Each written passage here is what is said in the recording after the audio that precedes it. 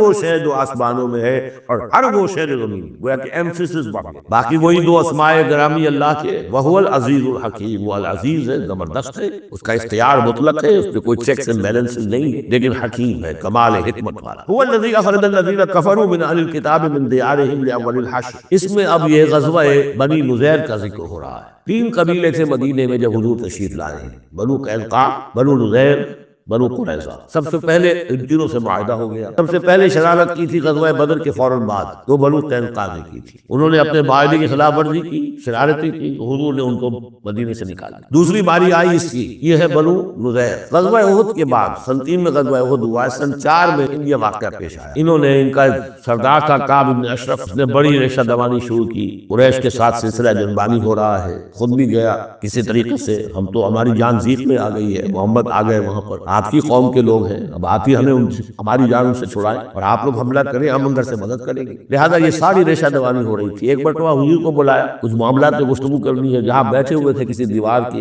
سائے میں، نیچے کے اوپر سے ایک بڑی چکی کا پات یہ پھینکا تاکہ حضور کو ہلاک کر دیں۔ یہ ساری ان کی طرف سے ریشہ دوانیاں ہو رہی تھی۔ اس کے بعد بالآخر حضور نے فیصلہ کیا، ان کے خلاف اقدام کیا۔ ربیع الاول سن 4 میں محاصرہ کر لیا ان کا، 6 دن یا یہ کہ مختلف تعداد آئی ہے دنوں کی، یہ محاصرہ جاری رہا، ان میں ہمت نہیں ہوئی یہ مقابلہ کر، بالآخر انہوں نے سرنڈر کر دیا اور طے یہ پایا کہ انہیں جانے کی اجازت ہوگی اور جو سامان بھی یہاں سے لے جا سکتا ہوں۔ یہ ظاہر بات ہے کہ ان کے مکان تھے، وہ مکان بھی وہ گرا رہے تھے کہ وہ آج ہی لے جائے، وہ جو اوپر کڑیاں لگی ہوئی ہیں وہی لے جائے، یہ سب کے سب جو پورا قبیلہ ہے نکل گیا، جو سامان اٹھا کر لے جا سکتے تھے وہ لے گئے۔ تیسرا معاملہ جو ہوا پھر وہ بنو قریظہ کا ہوا، وہ غزوہ احزاب کے بعد ہوا، وہ ہم پڑھ چکے ہیں سورہ احزاب کے اندر۔ اس طرح ایک ایک کر کے تینوں قبائل نے یہود کے وعدہ خلافی کی اور پھر وہ اپنے کیفر کردار کو پہنچے۔ یہ بنی نذیر کا معاملہ۔ هو الذی اخرج الذین کفروا من اہل الکتاب من دیارہم، وہی ہے جس نے نکال باہر کیا ان کافروں کو جو اہل کتاب میں سے تھے، ان کے گھروں سے، لاول الحشر، پہلے جمع ہونے کے، یعنی مسلمان بھی سمجھتے تھے کہ اتنی آسانی سے نہیں ہوگا معاملہ، جنگ ہوگی، یہ سامنے آئیں گے، میدان میں آئیں گے، جنگ ہوگی، قریظی ہوگی۔ ان لوگوں کی بڑی بڑکیں تھیں پہلے تو، بہت بڑکیں مارتے تھے کہ ہم یہ کر دیں گے، وہ کر دیں گے، مسلمانوں قریش سے تمہاری جنگ ہوئی ہے، اگر ہم سے اگر معاملہ مقابلہ پیش آئے تو تمہیں معلوم ہوگا جنگ کسے کہتے ہیں، وغیرہ وغیرہ۔ یہ سورہ بنی اسرائیل، سورہ آل عمران کے بالکل شروع میں اس کا تذکرہ۔ لیکن یہ کہ اول الحشر، یا تو اس کا مطلب یہ ہے کہ پہلی ہی مرتبہ جمع ہوئے ہیں مسلمانوں نے، آگے محاصرہ کیا، نکل آئے اور ہتھیار رکھ دیے، یا اس سے مراد یہ ہے کہ پہلی مرتبہ تو یہاں سے اب نکالے جا رہے ہیں، پھر ایک وقت آئے گا کہ یہ خیبر سے بھی کھڑے جائیں گے۔ حضرت عمر کے زمانے میں تو جزیرہ نما عرب کو خالی کرا دیا گیا عیسائیوں سے اور یہودیوں سے۔ پھر ایک اور حشر ہونے والا ہے، وہ قیامت کا حشر ہے۔ تو اول الحشر یہ ہے جو ہوا ہے، ان کے ساتھ پیش آیا۔ ما ظننتم ان یخرجوا، مسلمانوں تمہارا بھی گمان یہ نہیں تھا کہ وہ نکل جائیں گے اتنی آسانی سے۔ وظنوا، اور ان کا بھی ایک یقین تھا، انہم مانعتہم حصونہم، کہ ان کے جو قلعے ہیں وہ انہیں بچا لیں گے، ان کی حفاظت کریں گے، من اللہ، اللہ سے۔ فَأَتَاهُمُ اللَّهُ مِنْ حَيْثُ لَمْ يَحْتَسِبُوا، تو اللہ نے تو ان پر حملہ کیا وہاں سے جہاں سے انہیں گمان ہی نہیں تھا، یعنی ان کے دلوں میں روب ڈال دیے۔ باہر سے کچھ کرنے کی ضرورت نہیں اللہ کو، اللہ نے ان کے دلوں میں خوف پیدا کر دیا۔ وَقَذَفَ فِي قُلُوبِهِمُ الرُّعْبَ، ان کے دلوں میں اللہ تعالیٰ نے روب جو ہے وہ ڈال دیا۔ یخربون بیوتہم، دیکھ لو وہ خود اپنے گھر جو ہے ان کی تخریب کر رہے، توڑ رہے ہیں، کوئی کیواڑ نکالنے کو، کوئی کھڑکی نکالنے کو، کوئی چوکٹ نکالنے کو، کوئی اور اوپر کے جو ہے کڑویاں اور شیطیر لے جانے کے لیے۔ یضربون بیوتہم بایدیہم، اپنے ہاتھوں سے بھی تخریب ہو رہی ہے، وایدی المومنین، اور اہل ایمان کے ہاتھوں سے بھی۔ فاعتبروا یا اولی الابصار، تو اے آنکھوں والو عبرت حاصل کرو۔ یہ گویا کہ سنایا جا رہا ہے بنو قریظہ کو بھی، جب تم رہ گئے ہو ایک رہ گیا، عبرت حاصل کرو۔ وَلَوْلَا أَنْ كَتَبَ اللَّهُ عَلَيْهِمُ الْجَلَاءَ، اگر اللہ تعالیٰ نے پہلے سے یہ لکھ نہ دیا ہوتا کہ ان کو جلا وطن کیا جائے گا، لَعَذَّبَهُمْ فِي الدُّنْيَا، تو انہیں اور سخت عذاب دیتا دنیا کی زندگی میں، وَلَهُمْ فِي الْآخِرَةِ عَذَابُ النَّارِ، اور آخرت میں تو ان کے لیے آگ کا عذاب ہے ہی۔ ذَلِكَ بِأَنَّهُمْ شَاقُّوا اللَّهَ وَرَسُولَهُ، یہ اس لیے کہ انہوں نے اللہ اور اس کے رسول سے مخالفت کی، زندم زندہ کی۔ وَمَنْ يُشَاقِّ اللَّهَ فَإِنَّ اللَّهَ شَدِيدُ الْعِقَابِ، اور جو اللہ کے ساتھ، تو اس کے ساتھ زندم زندہ کرے، اللہ کے ساتھ اللہ کی مخالفت پر کمر کس دے، تو تم سمجھ لو کہ اللہ تعالیٰ تو پھر سزا دینے میں بہت سخت ہے۔ مَا قَطَعْتُم مِّن لِینَةٍ أَوْ تَرَكْتُمُوهَا قَائِمَةً عَلَىٰ أُصُولِهَا، جو بھی تم نے لینا، یہ ایک خاص قسم کے کھجور کا درخت ہوتا تھا لینا، ان کے جو یہ گڑھیاں تھی، ان کے جو مکان تھے، حویلیاں تھیں، ان کے چاروں طرف جو ہے کھجوروں کے اس طرح کی بار سی جیسے لگی ہوئی تھی، ایک طرح کی فصیل کھجوروں کا درخت ڈھلے۔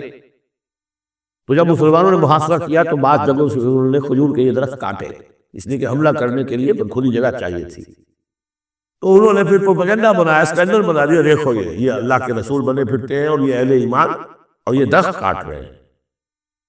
تو یہاں اللہ تعالیٰ نے اہل ایمان کے اس اقدام کی طرف ان کا جواز عطا فرمایا ہے کہ یہ تم نے صحیح کیا، تو غلط کام نہیں کیا۔ ما قطعتم من لینۃ او ترکتموها، تم نے جو بھی وہ کھجور کے درخت کاٹے یا جو بھی تم نے چھوڑ دیے انہیں، قائمۃ علی اصولھا، جو اپنی جڑوں پر کھڑے ہوئے ہیں اب بھی، فباذن اللہ، یہ سب اللہ کے اذن سے ہوا ہے۔ یعنی اللہ کے رسول صلی اللہ علیہ وسلم نے اگر نہیں روکا ہے تو ان کا نہ روکنا گویا کہ اللہ کی طرف سے اس کی ایک منظوری اور اس کی طرف سے اللہ تعالیٰ کی طرف سے امپلائڈ جو ہے اس کی سینکشن ہے۔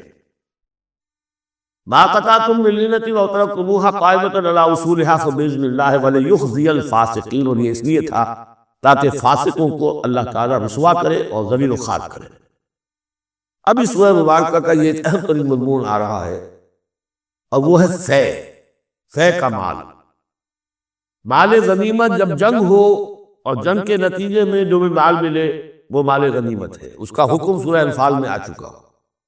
خمس جو ہے 5واں حصہ اللہ اور اس کے رسول کے لیے اور رسول کے قرابت داروں کے لیے اور مسکینوں کے لیے اور وابن السبیل اور مسافر کے لیے، 4 حصے تقسیم ہو جائیں گے مجاہدین کے مابین جنہوں نے جنگ میں حصہ لیا، اور ان میں سے جو سواری والے ہوں گے 2 حصہ، اور جو پیدل ہوں گے وہ اکیلا۔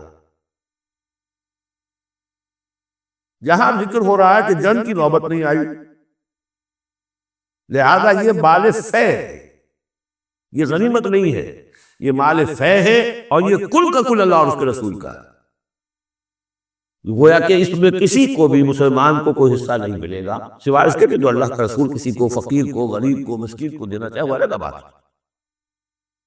وما افاء اللہ علی رسولہ، اور جو مال کے ہاتھ لگا دیا ہے اللہ نے اپنے رسول کے، منہم ان سے، یعنی بنو نذیر سے، فما اوجفتم علیہ من خیر ولا رکاب، تو دیکھو اے مسلمانوں، تم نے ان پر نہیں دوڑائے نہ اپنے گھوڑے نہ اونٹ، ولکن اللہ یسلط رسلہ علی من یشاء، یہ تو اللہ کی حکمت ہے، مشیت ہے، اس کی قدرت ہے، اللہ تعالیٰ مسلط کر دیتا اپنے رسولوں کو جس پر چاہتا ہے۔ یہ خاص قدرت خدا بندی سے کہ اللہ نے ان کے دلوں میں رعب ڈال دیا، انہوں نے خدا کے سرنڈر کر دیا، تو تمہیں تو جنگ کرنے کی نوبت پیش نہیں آئی، لہذا یہ مال غنیمت نہیں ہے۔ وَعَلَىٰ كُلِّ شَيْءٍ، اللہ عَلَىٰ كُلِّ شَيْءٍ قدیر، اللہ تعالیٰ ہر چیز پر قادر ہے۔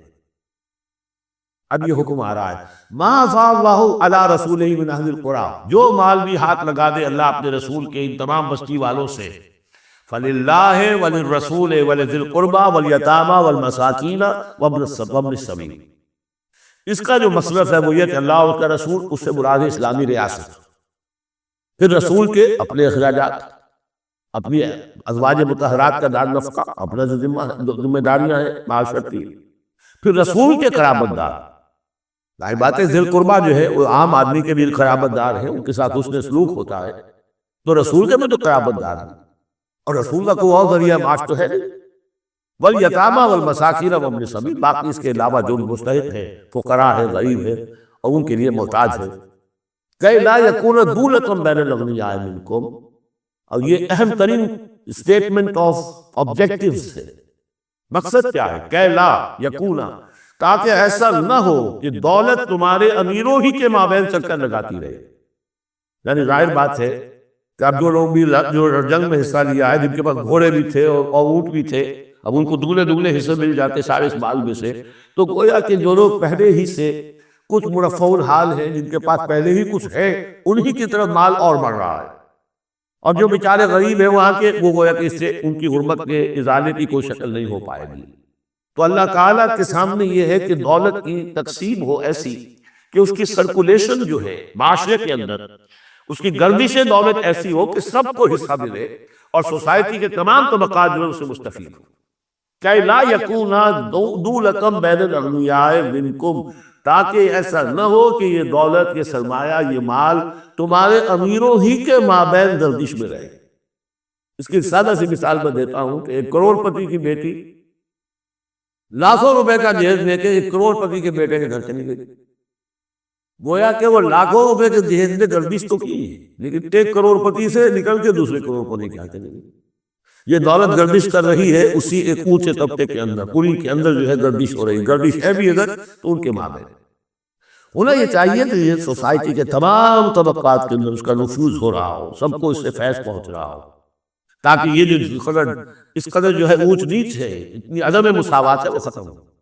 وہ مساوات کے تمام انسان بالکل برابر کر دیے جائیں، وہ تو نہ کبھی ہوئی ہے نہ ہو سکتی ہے. وہ تو کمیونزم بھی مر گیا اور ایک دن کے لیے بھی اس مساوات کو قائم نہیں کر سکا.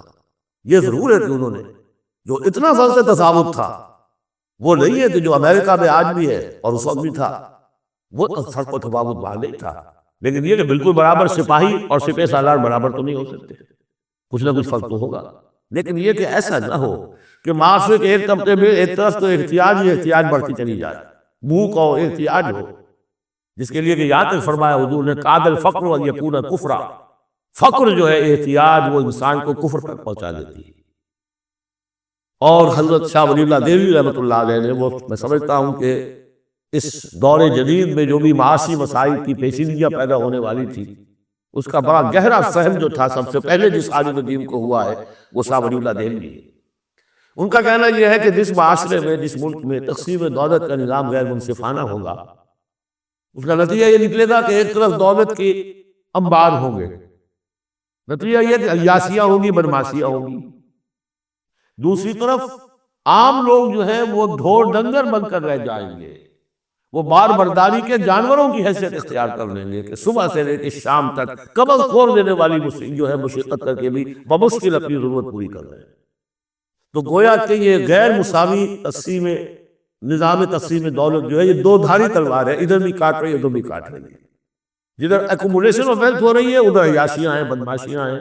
ادھر جو بھی کچھ ہو رہا ہے اللے تللے ہیں، نمود و نمائش کے لیے خرچ کیا جا رہا ہے، اس سے اور جو ہے دل پھٹ رہے ہیں.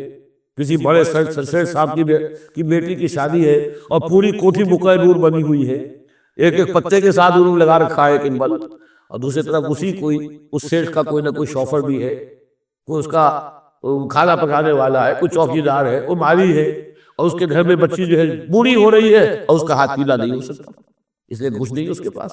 تو ان ملازمین کے دل میں ان کی محبت پیدا ہو رہی ہے، نفرت پیدا ہو رہی ہے. انما یرید الشیطان ان یوقع بینکم العداوۃ والبغضاء. شیطان تو چاہتا ہے تمہارے مابین دشمنی اور بغض کے جذبات پیدا کرے، وہ پیدا ہو رہے ہیں. دوسری طرف فقر ہے، قاد الفقر ویکون کفرا. تو اس میں یہ ہے کہ ضرورت ہے کہ لا یکون دولۃ بین الاغنیاء منکم، نظام ایسا ہونا چاہیے کہ منصفانہ عادلانہ تقسیم ہو دولت کی، اور اس طرح سے مستقل طبقات بن کر نہ رہ جائے.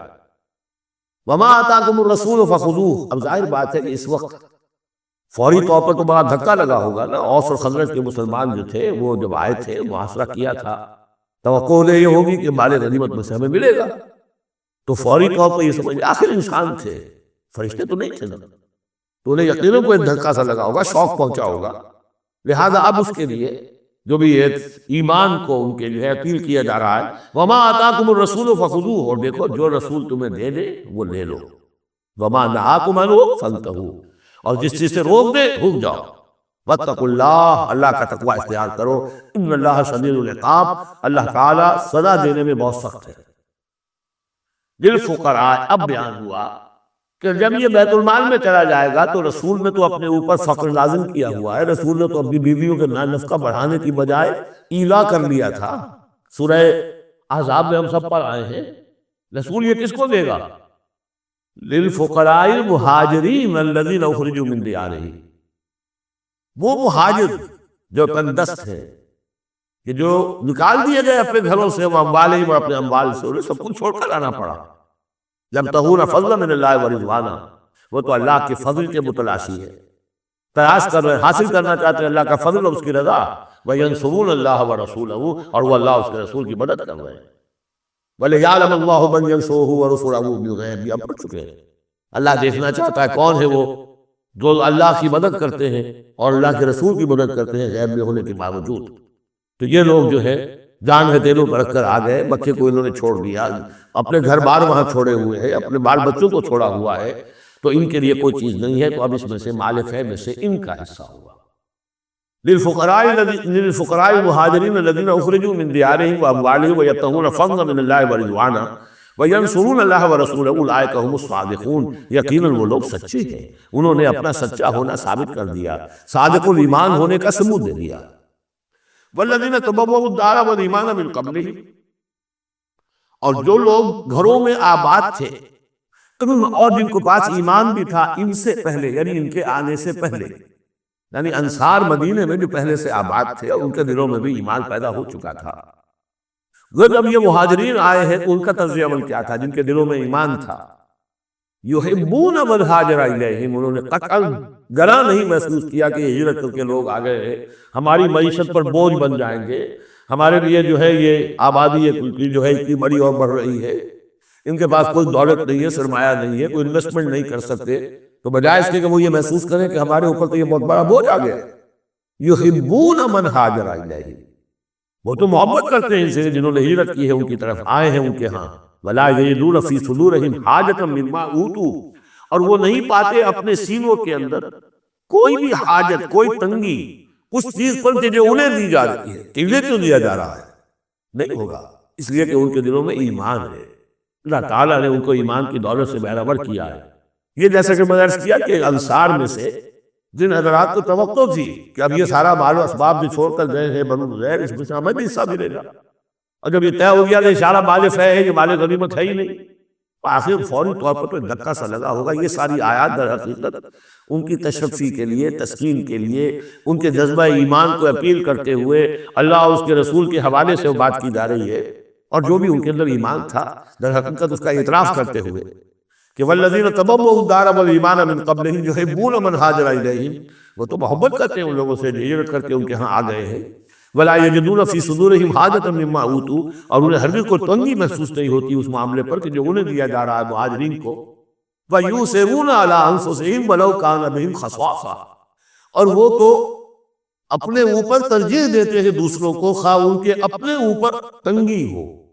یعنی انصار بھی سب کے سب جو ہے وہ دولت مند تو نہیں تھی، اور بڑی غریب بھی تھی، لیکن یہ کہ چاہے وہ خود تنگست ہو، لیکن یہ کہ وہ دوسروں کو ترجیح دیتے ہیں، انہوں نے اپنے مہاجر بھائیوں کے لیے ایثار کیا ہے، قربانی کی ہے۔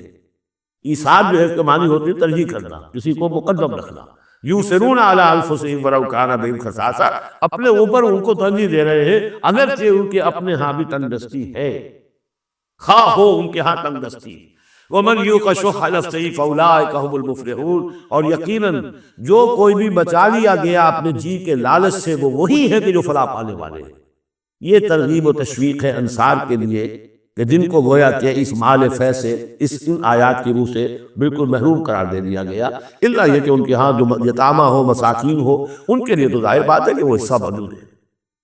اب جو آیت آ رہی ہے اس حصے کی، وہ یہ ہے، بہت عظیم آیت اس پہلو سے ہے کہ اسی سے استدلال کیا حضرت عمر نے رضی اللہ تعالیٰ عنہ، ہماری تاریخ کے ایک بہت اہم موقع پر جو کہ خاصا اختلاف بھی اس میں پیدا ہو گیا تھا۔ پہلے وہ موقع سمجھ لیجئے، جب حضرت عمر کے دور خلافت میں عراق فتح ہو گیا، شام فتح ہو گیا، ایران فتح ہو گیا، مصر فتح ہو گیا، تو فرٹائل کریسنٹ کہلاتا ہے مڈل ایسٹ کا، بہت زرخیز علاقہ، درمیان میں تو اگرچہ عراق کے اور شام کے ایک بات صحرا ہے، لیکن کریسنٹ بات آئی بہت فرٹائل ہے۔ اب یہ جو مجاہدین تھے، صحابہ کرام کتنے تھے؟ چند ہزار، ان کی طرف سے مطالبہ ہوا کہ یہ ساری زمینیں یہ مال غنیمت ہے، 1/5 رکھیے بیت المال کے لیے، 4/5 ہمارے اندر تقسیم کر دی۔ اگر ایسا ہو جاتا تو تاریخ انسانی کی عظیم ترین جاگیرداری پیدا ہو جاتی، پورا ملک تقسیم ہو جاتا، چند ہزار صحابہ کے اندر۔ اس سے بھی آگے بڑھ کر اس میں امپلائڈ یہ بھی تھا کہ ان ملکوں کی تمام آبادی ہماری غلام ہے، تقسیم کر دیجیے۔ مال غنیمت میں جو غلام آتے تھے وہ تقسیم ہوتے تھے کہ نہیں، لونیاں آتی تھی غنیمت تقسیم ہوتے تھے۔ یہ اتنا بڑا مسئلہ تھا، حضرت عمر رضی اللہ تعالیٰ عنہ نے اس پر غور کیا، اور ان کی رائے یہ ہوئی کہ یہ جو مال ہے یہ مال فے شمار ہوگا، مال غنیمت نہیں۔ تو مال غنیمت صرف وہ ہوگا جو کسی جنگ میں مارکے کے عین مقام پر جو چیز ملے گی، جو تلواریں دشمن کے ہاتھ سے آپ کے ہاتھ لگ گئی، زرہیں ہیں اور سامان ہے، یا بیڑے بکریاں ہیں، ان کے بھی تو راشن ساتھ ہوتے تھے کہ نہیں، گھوڑے ہیں، اونٹ ہیں، یا وہاں جو پیو نبیل ہوں گے، جو وہاں گرفتار ہوں گے، جو لڑنے والے، یا عورتیں اگر وہاں ساتھ ہوں گی، وہ قمیضیں بنائی جائیں گی، تو جو محاذ جنگ پر جو مال آئے گا وہ تو غنیمت ہے۔